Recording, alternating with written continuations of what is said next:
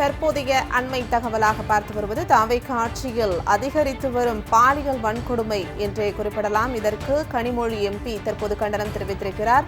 அதிலும் குறிப்பாக குறிப்பிட்டிருக்கிறார் திருச்சி சிறுமி பாலியல் வன்கொடுமையை குறிப்பிட்டு அவர் இந்த கண்டனத்தை பதிவு செய்திருக்கிறார். எதற்குமே பொறுப்பேற்காத தாவேக அரசு என்பதையும் குறிப்பிட்டிருக்கிறார்.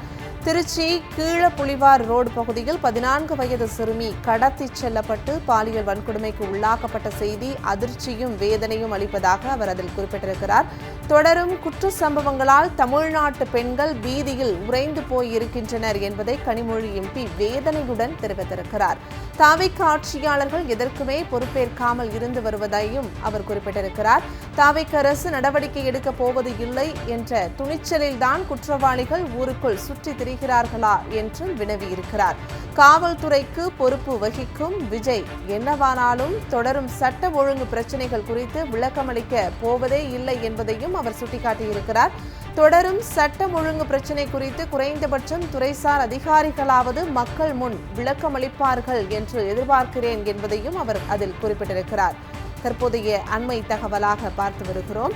தாவேக ஆட்சியாளர்கள் எதற்குமே பொறுப்பேற்காமல் இருந்து வருகிறார்கள் என்பதை அவர் குறிப்பிட்டிருக்கிறார். தாவேக அரசு நடவடிக்கை எடுக்கப் போவது இல்லை என்ற துணிச்சலில்தான் குற்றவாளிகள் ஊருக்குள் சுற்றித் திரிகிறார்களா என்று வினவியிருக்கிறார். காவல்துறைக்கு பொறுப்பு வகிக்கும் விஜய் என்னவானாலும் தொடரும் சட்ட ஒழுங்கு பிரச்சினைகள் குறித்து விளக்கமளிக்கப் போவது இல்லை என்பது அனைவருக்கும் தெரிந்த ஒன்றாகவே இருந்து வரக்கூடிய நிலையில் தொடரும் சட்டம் ஒழுங்கு பிரச்சினை குறித்து குறைந்தபட்சம் அந்த துறைசார் அதிகாரிகளாவது மக்கள் முன் விளக்கமளிப்பார்கள் என்று எதிர்பார்க்கிறேன் என்பதையும் அவர் அதில் குறிப்பிட்டிருக்கிறார். அண்மை தகவலாக பார்த்து வருகிறோம்.